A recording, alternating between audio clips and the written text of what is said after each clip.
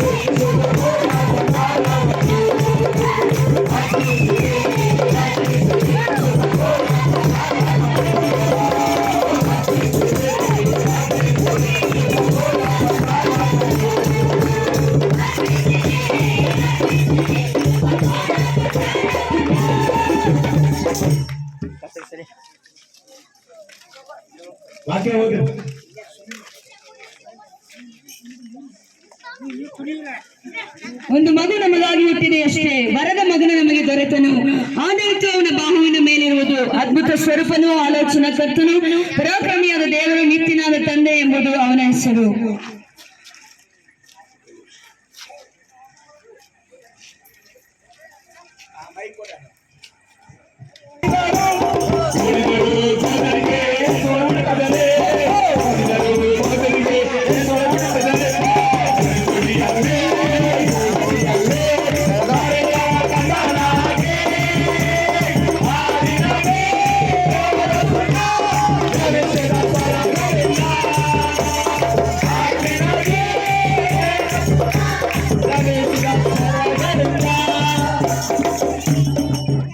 ಪ್ರೀತಿಯ ದೇವರ ಮಕ್ಕಳೇ, ಈ ಒಂದು ಸಂದೇಶವನ್ನ ನೀವು ದಯಮಾಡಿ ಸ್ವಲ್ಪ ಹೊತ್ತು ನಿಮ್ಮ ಕಿವಿಗಳಿಂದ ನೀವು ಆಲಿಸಬೇಕೆಂಬುದಾಗಿ ನಾವು ನಿಮ್ಮನ್ನ ಕೇಳಿಕೊಳ್ತಾ ಇದ್ದೇವೆ. ಈ ಸಂದೇಶವು ಸಾಧಾರಣವಾದ ಸಂದೇಶವಲ್ಲ. ಈ ಒಂದು ಶುಭದ ವರ್ತಮಾನವು ಸಾಧಾರಣವಾದಂತಹ ಒಂದು ಶುಭದ ವರ್ತಮಾನ ಅಲ್ಲ. ಭೂಮಿಯ ಮೇಲೆ ಹುಟ್ಟಿರುವಂತಹ ಪ್ರತಿಯೊಬ್ಬ ವ್ಯಕ್ತಿಯು, ಭೂಮಿ ಮೇಲೆ ಜೀವಿಸ್ತಾ ಇರುವಂತಹ ಪ್ರತಿಯೊಬ್ಬ ಮನುಷ್ಯನು ಕೇಳಲೇಬೇಕಾದಂತಹ ಒಂದು ಸಂದೇಶ, ಕೇಳಿ ವಿಧೇಯ ಆಗಲೇಬೇಕಾದಂತಹ ಒಂದು ಸಂದೇಶ ಈ ಸಂದೇಶವಾಗಿದೆ. ಈ ಒಂದು ಶುಭದ ವರ್ತಮಾನದ ಸಂದೇಶ ಏನೆಂಬುದಾಗಿ ನೋಡೋದಾದ್ರೆ, ಈ ಶುಭದ ಸಂದೇಶ ಕೇಳುವಂತ ಪ್ರತಿಯೊಬ್ಬ ವ್ಯಕ್ತಿಯ ಜೀವಿತವನ್ನ ಸಂಪೂರ್ಣವಾಗಿ ಬದಲು ಮಾಡುವಂತ ಒಂದು ಸಂದೇಶವಾಗಿದೆ. ಈ ಒಂದು ಸಂದೇಶವು ನಮ್ಮನ್ನ ಪಾಪದಿಂದ ಬಿಡುಗಡೆ ಮಾಡುವಂಥದ್ದು, ಈ ಸಂದೇಶ ಕಣ್ಣೀರಿನ ಬಿಡುಗಡೆ ಮಾಡುವಂಥದ್ದು, ಈ ಸಂದೇಶವು ನಮ್ಮನ್ನ ಎಲ್ಲಾ ವಿಧವಾದಂತ ಮಾತ್ರ ಹಿಡಿತದಿಂದ ಬಿಡುಗಡೆ ಮಾಡುವಂತ ಒಂದು ಅತ್ಯಮೂಲ್ಯವಾದಂತಹ ಸಂದೇಶವಾಗಿದೆ. ಈ ಒಂದು ಶುಭದ ಸಂದೇಶ ಏನೆಂಬುದಾಗಿ ನೋಡಿದ್ರೆ, ನಮ್ಮ ಭೂಮಿ ಮೇಲಿರುವಂತಹ ಪ್ರತಿಯೊಬ್ಬ ವ್ಯಕ್ತಿಯನ್ನು ಬಿಡುಗಡೆ ಮಾಡೋದಕ್ಕೋಸ್ಕರವಾಗಿ ಅವರನ್ನ ಪಾಪದಿಂದ, ಶಾಪದಿಂದ, ರೋಗದಿಂದ, ಬಂಧನದಿಂದ, ಎಲ್ಲ ವಿಧವಾದಂತಹ ಕೆಟ್ಟ ಕಾರ್ಯ ಬಿಡುಗಡೆ ಮಾಡೋದಕ್ಕೋಸ್ಕರವಾಗಿ ಒಬ್ಬ ಬಿಡುಗಡೆಯ ನಾಯಕನು ಮನುಷ್ಯನಾಗಿ ಜನಿಸಿ ಬಂದಿದ್ದಾನೆ. ಆತನು ಜನಿಸಿ ಬಂದು ಜನಿಸಿ ಕೇವಲ ಹಾಗೆ ಇಲ್ಲದೆ ಆತನು ಅನೇಕ ಜನರ ಬಿಡುಗಡೆ ಮಾಡಿದ್ದಾನೆ. ಆತನು ಕುರುಡರಿಗೆ ಕಣ್ಣನ್ನ ಕೊಟ್ಟು, ಕುಂಟರಿಗೆ ಕಾಲನ್ನ ಕೊಟ್ಟು ಅನೇಕ ವಿಧವಾದ ಅದ್ಭುತ ಕಾರ್ಯಗಳನ್ನ ಮಾಡುವುದು ಮಾತ್ರವಲ್ಲದೆ ನಮ್ಮ ಬಿಡುಗಡೆಗೋಸ್ಕರವಾಗಿ ಕೊನೆಯದಾಗಿ ತನ್ನ ಪ್ರಾಣವನ್ನು ಕೊಟ್ಟಂತ ಒಬ್ಬ ದೇವರ ಕುರಿತಂತ ಒಂದು ಸಂದೇಶ ಈ ಸಂದೇಶವಾಗಿದೆ. ಆತನು ಯಾರೆಂಬುದಾಗಿ ನೋಡಿದ್ರೆ, ನಮ್ಮನ್ನ ರಕ್ಷಿಸುವುದಕ್ಕೆ ಬಂದಂತ ರಕ್ಷಕನಾದಂತ ಕ್ರಿಸ್ತ ಯೇಸುವೆ. ಆತನು ಒಂದು ಗುಂಪಿನ ಜನರಿಗೋ, ಕ್ರೈಸ್ತರಿಗೋ ಅಥವಾ ಬೇರೆ ದೇಶದ ಜನರಿಗೂ ಸಂಬಂಧಪಟ್ಟವನಲ್ಲ. ಭೂಮಿ ಮೇಲುತ್ತ ಪ್ರತಿಯೊಬ್ಬ ವ್ಯಕ್ತಿಗಳಿಗೆ, ಪ್ರತಿಯೊಂದು ವ್ಯಕ್ತಿಗೂ ಸಂಬಂಧಪಟ್ಟ ದೇವರಾಗಿದ್ದಾನೆ. ಆತನು ದೇವರಾಗಿರುವುದಾದ್ರೆ ಆತನು ಒಂದು ದೇಶಕ್ಕೋ, ಒಂದು ಸ್ಥಳಕ್ಕೋ, ಒಂದು ಜಾತಿಗೋ, ಒಂದು ಪಂಗಡಕ್ಕೋ ಸೀಮಿತ ಮಾಡಕ್ಕಾಗುವುದಿಲ್ಲ. ಯಾವ ರೀತಿ ಸೂರ್ಯನು ಇಡೀ ಲೋಕಕ್ಕೆ ಅವಶ್ಯನೋ ಅದೇ ರೀತಿಯಾಗಿ ದೇವರು ಪ್ರತಿಯೊಬ್ಬ ವ್ಯಕ್ತಿಗೂ ಅವಶ್ಯವಾಗಿದ್ದಾನೆ. ಇದನ್ನು ಆಲಿಸುವಂತ ನಾವು ಪ್ರೀತಿಯ ಅಂಕಲಿಗೆ ಊರಿನ ಜನರೇ, ಇವತ್ತು ನಿಮಗೋಸ್ಕರವಾಗಿ ನಾವು ಕಣ್ಣಿಕರದಿಂದ ಒಂದು ಪ್ರಾರ್ಥನೆ ಮಾಡುವವರಾಗಿದ್ದೇವೆ. ನಿಮ್ಮ ಜೀವನದಲ್ಲಿ ಇರುವಂತಹ ಎಲ್ಲಾ ವಿಧವಾದ ಕೆಟ್ಟ ಕಾರ್ಯಗಳು ವ್ಯಾಧಿಗಳು, ಕಣ್ಣೀರುಗಳು, ವೇದನೆಗಳು, ಮತ್ತೊಬ್ಬರ ಮುಂದೆ ಹೇಳಿಕೊಳ್ಳಿಕ್ಕೆ ಆಗದಿರುವ ಸಮಸ್ಯೆಗಳು ನಿಮ್ಮ ಹೃದಯದಲ್ಲಿ ತುಂಬಿರಬಹುದು. ಇವತ್ತು ಈ ಕರ್ತನಾದ ಯೇಸು ಕ್ರಿಸ್ತನು ನಿಮ್ಮ ಹೃದಯದಲ್ಲಿ, ಕುಟುಂಬದಲ್ಲಿ ಎಲ್ಲೆಲ್ಲೂ ಕಷ್ಟ ಪಡ್ತಾ ಇದ್ರು, ಎಲ್ಲೆಲ್ಲೂ ಇಕ್ಕಟ್ಟು ಅನುಭವಿಸ್ತಾ ಇದ್ರು, ಎಲ್ಲೆಲ್ಲಿ ಕಣ್ಣೀರು ಬಿಡ್ತಾ ಇದ್ರು, ಅಲ್ಲಿ ದೇವರು ಒಂದು ಅದ್ಭುತ ಮಾಡುವನಾಗಿದ್ದಾನೆ.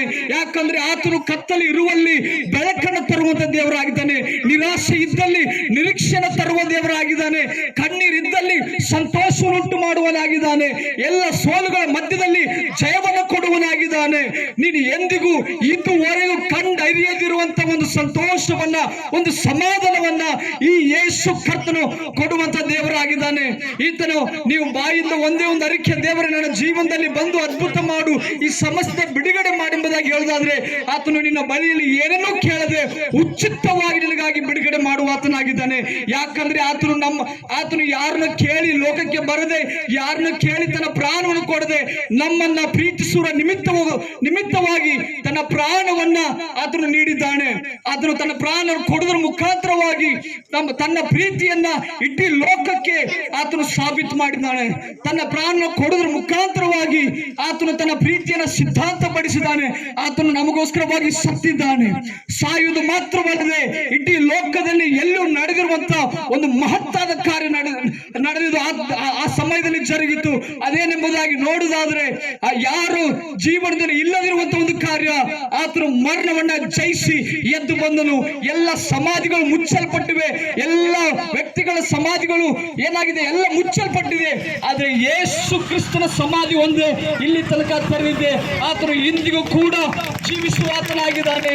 ಇದನ್ನ ಯಾವುದೋ ಒಂದು ಓದಿನೋ ಕೇಳಿನೋ ತಿಳ್ಕೊಂಡು ಬರದೆ ನಮ್ಮ ಜೀವನದಲ್ಲಿ ಸ್ವತಃ ನಾವು ಅನುಭವಿಸಿದವರಾಗಿ ನಾವು ಇದನ್ನ ಹೇಳ್ತಾ ಇದ್ವಿ. ಇದನ್ನ ಕೇಳ್ತಾ ಇರುವಂತ, ನೋಡ್ತಾ ಇರುವಂತ ನಾವು ಪ್ರಿಯ ಅಂಕಲಿಗೆ ಊರಿನ ಜನರೇ, ಈ ಕರ್ತನು, ಈ ದೇವರು, ಈ ಯೇಸು ಕರ್ತನು ನಿಮ್ಮ ಜೀವನದಲ್ಲಿ ಸಮಾಧಾನ ತೆಗೆದುಕೊಂಡು ಬರಲಿ. ನಿಮ್ಮ ಜೀವನದಲ್ಲಿರುವಂತಹ ಎಲ್ಲಾ ಕತ್ತಲೆ ಕ್ರಿಯೆಗಳನ್ನು ನೀಗಿಸಿ ಬರುವ ನೂತನ ವರ್ಷವು ನೀವು ಎಂದಿಗೂ ಅನುಭವಿಸಿರುವಂತಹ ಆಶೀರ್ವಾದವನ್ನ, ಸಮಾಧಾನವನ್ನ ಈ ದೇವರು ಕೊಡ್ಲಿಕ್ಕಿದ್ದಾನೆ. ಇವತ್ತು ಒಂದು ವೇಳೆ ನೀವು ಹಾಗೆ ಅರಿಕೆ ಮಾಡೋದಾದ್ರೆ, ಯಾವ ಒಂದು ವಿಷಯದಲ್ಲಿ ಕಷ್ಟ ಪಡ್ತಾ ಇದ್ರು ಅಲ್ಲಿ ದೇವರು ಅದ್ಭುತ ಮಾಡುವನಾಗಿದ್ದಾನೆ. ಈಗ ನಾವು ನಿಮಗೋಸ್ಕರವಾಗಿ ಪ್ರಾರ್ಥನೆ ಮಾಡ್ತಾ ಇದ್ದೇವೆ. ಆಮೆನ್. ನಾವೆಲ್ಲರೂ ಕಣ್ಣುಗಳನ್ನು ಮುಚ್ಚಿಕೊಂಡವರಾಗಿ ಅಲ್ಪ ಸಮಯಗಳ ಕಾಲ ಪ್ರಾರ್ಥನೆ ಮಾಡಿಕೊಳ್ಳೋಣ. ದೇವ ಮಗುವೇ, ಕೇಳಿರುವಂತ ಮಾತುಗಳಿಗೆ ನಿನ್ನನ್ನು ಒಪ್ಪಿಸಿಕೊಟ್ಟವನಾಗಿ, ಕರ್ತನೆ ಕಷ್ಟದಲ್ಲಿಯೂ, ಕಣ್ಣೀರಿನಲ್ಲಿಯೂ, ಕರ್ತನೆ ದುಃಖದಲ್ಲಿಯೂ, ಗೋಳಾಟದಲ್ಲಿಯೂ ಮುಳುಗುತ್ತಾ ಇದ್ದೀನಪ್ಪ. ಕರ್ತನೆ ದೇವರೇ, ಒಬ್ಬ ವಚನದಲ್ಲಿ ಹೇಳ್ತಾ ಇದ್ದ ದೇವರೇ, ಕತ್ತಲೆಯ ತುಂಬಿದ ಲೋಕದಲ್ಲಿ ದೇವರೇ ಒಂದು ದೊಡ್ಡ ಆಶ್ಚರ್ಯಕರವಾದ ಬೆಳಕು ಅದು ಉದಯಿಸಿತು ಎಂಬುದಾಗಿ ದೇವರೇ, ಕರ್ತನ ಅಂಕಿಲಿಗೆ ಗ್ರಾಮದಲ್ಲಿರುವಂತ ಜನರ ಮೇಲೆ ದೇವರೇ ಈ ಸಮಯದಲ್ಲಿ ದೇವರನ್ನು ಉದಯ ಸಮಯಕ್ಕೆ ಪ್ರಾರ್ಥಿಸ್ತಾ ಇದೀವಿ ರಾಜ. ಕರ್ತನೆ ಕಷ್ಟವೋ, ಕಣ್ಣೀರುವೋ, ದುಃಖವೋ, ಕರ್ತನೆ ಸಾಲವ ದೇವರೇ, ಕುಡಿತನವ ರಾಜ, ಮಾಟ ಮಂತ್ರದಿಂದ ಬಳಲುತ್ತಾ ಇದ್ದಾವೆ ದೇವರೇ. ಈ ಸಮಯದಲ್ಲಿ ದೇವರ ಬಲವು ರಾಜ ಆ ಕುಟುಂಬಗಳ ಮೇಲೆ ಇಳಿದು ಬರಬೇಕೆಂಬುದಾಗಿ ಪ್ರಾರ್ಥನೆ ಮಾಡ್ತಾ ಇದೀವಿ ರಾಜ. ಕರ್ತನೆ ಕೇಳಿರುವಂತ ಮಕ್ಕಳ ಮೇಲೆ ದೇವರೇ ನಿನ್ನ ವಿಶೇಷವಾದ ಬಲವನ್ನು ಇಡು ದೇವರೇ, ನಿನ್ನ ವಿಶೇಷವಾದ ಕೃಪೆಯನ್ನು ಇಡು ರಾಜ. ಕರ್ತನೆ ಹಲ್ಲೆಲೂಯಾ ದೇವರೇ. ಒಬ್ಬ ಕಕ್ಷಿ ದೇವರೇ ಸತ್ತು 3 ದಿನಗಳ ಕಾಲ ದೇವರೇ ಜೀವಿತನಾಗಿ ಎದ್ದು ಬಂದಂತ ದೇವರೇ, ಇವು ಮಕ್ಕಳ ಜೀವಿತದಲ್ಲಿ ಸತ್ತೋಗಿರುವಂತಹ ಆಶೀರ್ವಾದಗಳು ದೇವರೇ ಇವತ್ತು ಪುನರುತ್ಥಾನವಾಗಬೇಕೆಂಬುದಾಗಿ ಪ್ರಾರ್ಥನೆ ಮಾಡ್ತಾ ಇದ್ದೀನಿ ರಾಜ. ಕರ್ತನೆ ಹಲ್ಲೆಲೂಯಾ ದೇವರೇ.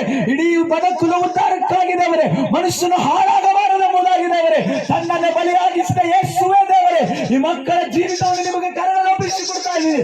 ಬರುವಂತ ದಿನಮಾನಗಳಲ್ಲಿ ದೇವರೇ ಈ ಅಂಕಲಿಗೆ ಗ್ರಾಮವು ದೇವರೇ ಅಪ್ಪಾಡಿನ ಹತ್ತಾಟಿಗೆ ತರಬೇಕೆಂಬುದಾಗಿ ಪ್ರಾರ್ಥನೆ ಮಾಡ್ತಾ ಇದ್ದೀವಿ ರಾಜ. ಕರ್ತನೆ ಎಲ್ಲವೂ ಸುತ್ತಲೂ ಸಕಲ ಸ್ತುತಿ, ಘನ, ಮಾನ, ಮಹಿಮೆ ದೇವರೇ ಎಲ್ಲವೂ ನಿನಗೆ ಸಲ್ಲಬೇಕೆಂಬುದಾಗಿ ಕರ್ತನೆ ಇದು ಆರಂಭ ದೇವರೇ, ಅಂತ್ಯವನ್ನು ನೀನು ನಿರ್ಮಿಸಿದೆಯಾ ದೇವರೇ ಅಪ್ಪ, ಅಂತ್ಯವನ್ನು ನೀನು ಕಾಡಿದೆಯಾ ದೇವರೇ. ಪರಲೋಕದಲ್ಲಿ ದೇವರೇ ಈ ಗ್ರಾಮದ ಜನರು ದೇವರೇ ಕಾಣುವ ಹಾಗೆ, ನೋಡುವ ಹಾಗೆ ಭಾಗ್ಯವನ್ನು ಕೊಡಪ್ಪ. ಎಲ್ಲವನ್ನು ನಿನ್ನ ಕಾರ್ಯಗಳಲ್ಲಿ ಪ್ರಾರ್ಥನೆ ಮಾಡಿ ಬೇಡಿ ಬರುತ್ತೇವೆ ಪರಲೋಕದ ತಂದೆ. Amen. We wish you a Merry Christmas. We wish you a Merry Christmas. We wish you a Merry Christmas and a Happy New Year. And a Happy New Year. And a Happy New Year. We wish you a Merry Christmas and a Happy New Year.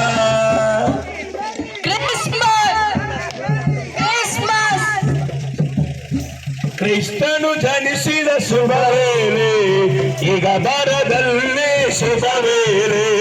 ರಕ್ಷಕನು ನಿನ್ನ ಕರೆಯುವನು, ರಕ್ಷಣೆ ಎಂಬ ನೀನೆಲ್ಲ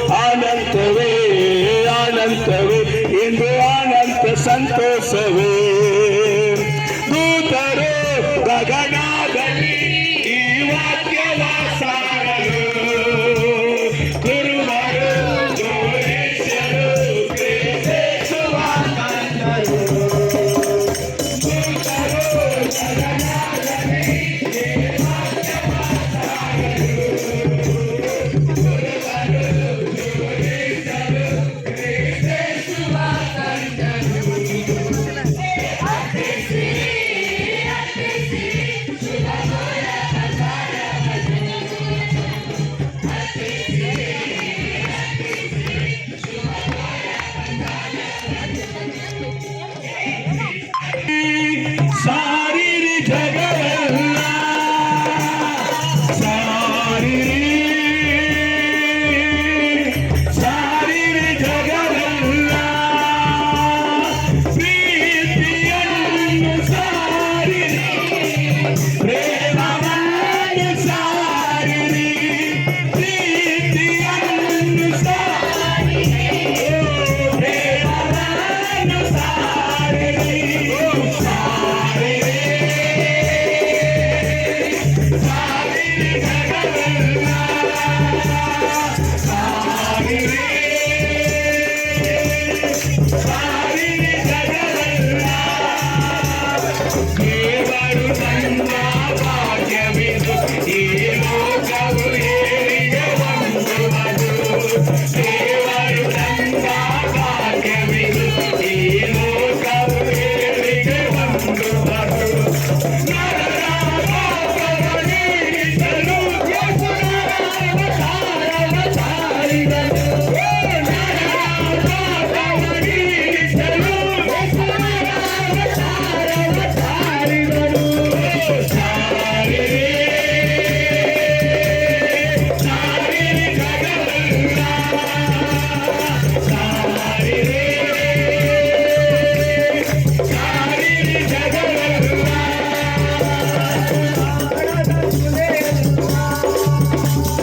ಜನಿಸಿದ ಯೇಸು ಕುತ್ತಿಗೆಯಲ್ಲಿ ಕತ್ತಲೆಯ ಮಾರ್ಗದಿ ಬೆಳಕಾಗಿ ಜನಿಸಿದ ಯೇಸು ಕುತ್ತಿಗೆಯಲ್ಲಿ ಕತ್ತಲೆಯ ಮಾರ್ಗದಿ ಬೆಳಕಾಗಿ ನರರ ಪಾಪವನ್ನಿಳಿಸಲು ಯೇಸುವಿನ ಅವತಾರವ ತಾಳಿದನು ನರರ ಪಾಪವನ್ನಿಳಿಸಲು ಯೇಸುವಿನ ಅವತಾರವ ತಾಳಿದನು ಸಾರಿರಿ ಸಾರಿರಿ ಜಗವೆಲ್ಲ ಸಾರಿರಿ ಸಾರಿರಿ ಜಗವೆಲ್ಲ ಸಾರಿರಿ ಜಗವೆಲ್ಲ ಸಾರಿರಿ ಸಾರಿರಿ ಜಗವೆಲ್ಲ ಪ್ರೀತಿಯನ್ನು ಸಾರಿರಿ ಪ್ರೇಮವನ್ನು ಸಾರಿರಿ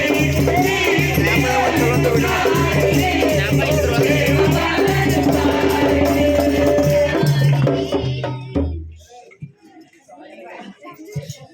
ಪ್ರೇಮವನ್ನು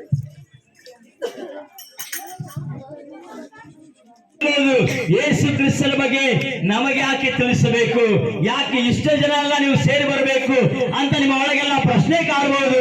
ಅಣ್ಣ, ಅಕ್ಕ, ತಂಗಿ, ದಯಮಾಡಿ ಒಂದು 5 ನಿಮಿಷ ಕಿವಿಗೊಟ್ಟು ಕೇಳಬೇಕೆಂಬುದಾಗಿ ಹೇಳುತ್ತೇನೆ. ಇವತ್ತು ಯೇಸು ಕ್ರಿಸ್ತನು ನಿಮ್ಮನ್ನ ಪ್ರೀತಿಸುತ್ತಾನೆ. ಯೇಸು ಅನ್ನುವಂತ ದೇವರು ನಿಮ್ಮನ್ನ ಪ್ರೀತಿಸ್ತಾನೆ. ಮನುಷ್ಯನು ಪ್ರೀತಿಸುವಂತ ರೀತಿಯಲ್ಲಿ ಅಲ್ಲ. ಮನುಷ್ಯನ ಪ್ರೀತಿ ಯಾವ ಪ್ರೀತಿ ಅಂತ ಕೇಳುವುದಾದ್ರೆ, ಅವ್ವ ಅಪ್ಪ ನಾನು ನಿನ್ನ ಪ್ರೀತಿಸ್ತೀನಿ ಅಂತ ಹೇಳಿ ನಡು ರೋಡಲ್ಲಿ ತಂದೆ ತಾಯಿಯನ್ನ ಬಿಟ್ಟು, ಅನಾಥಾಶ್ರಮಗಳಲ್ಲಿ ಬಿಟ್ಟು, ವೃದ್ಧಾಶ್ರಮಗಳಲ್ಲಿ ಬಿಟ್ಟು ಮನೆಯಲ್ಲಿ ಊಟ ಮಾಡಿಕೊಂಡು ಚೆನ್ನಾಗಿ ನಕ್ಕೊಂಡಿರ್ತಾರೆ. ಇವತ್ತು ನೀವು ನೋಡುವುದಾದ್ರೆ ಇನ್ನೂ ಹೇಳ್ಬೋದು, ಅಣ್ಣ ನಾನು ನಿನ್ನ ಪ್ರೀತಿ ಮಾಡ್ತೀನಿ ಅಂತ ತಮ್ಮ ಹೇಳಿ ಆ ಆಸ್ತಿಗೋಸ್ಕರ, ಹಣಕ್ಕೋಸ್ಕರ ಜಗಳ ಆಡಿ ಬಡದಾಡಿ ಬೇರೆ ಆಗ್ತಾರೆ. ತಮ್ಮ ಅಣ್ಣನಿಗೋಸ್ಕರ, ಅಣ್ಣ ತಮ್ಮನಿಗೋಸ್ಕರ ಜಗಳ ಆಡ್ತಾರೆ. ಇದು ಪ್ರೀತಿ, ಮನುಷ್ಯನ ಪ್ರೀತಿ. ಇನ್ನು ಹೇಳಲ್ಲ, ಇಲ್ಲಿ ಅನೇಕರ ಅಣ್ಣಂದಿರಿದ್ದಾರೆ ಪ್ರೀತಿ ಪ್ರೀತಿ ಅಂತ ಹೇಳಿ ತಂದೆ ತಾಯಿಯನ್ನ ಬಿಟ್ಟು ಯಾವುದೋ ಹುಡುಗಿ ಜೊತೆಗೆ ಹೋಗಿ ಅವರ ತಂದೆ ತಾಯಿ ಬಾಳನ್ನ ಹಾಳು ಮಾಡಿ, ಇವತ್ತು ತಂದೆ ತಾಯಿಗಳು ಮಾನ ಮರ್ಯಾದೆ ಇಲ್ಲದಂತ ನೋಡಿ ಅವರೇ ಒಂದು ಮೇಲೆ ಹಾಕೊಂಡು ಸಾಯುವಂತ ಪರಿಸ್ಥಿತಿ ಇವತ್ತು ಪ್ರೀತಿ ಅನ್ನುವಂತ ಪದವನ್ನ ಹೊಲಸು ಮಾಡಿದ್ದಾರೆ.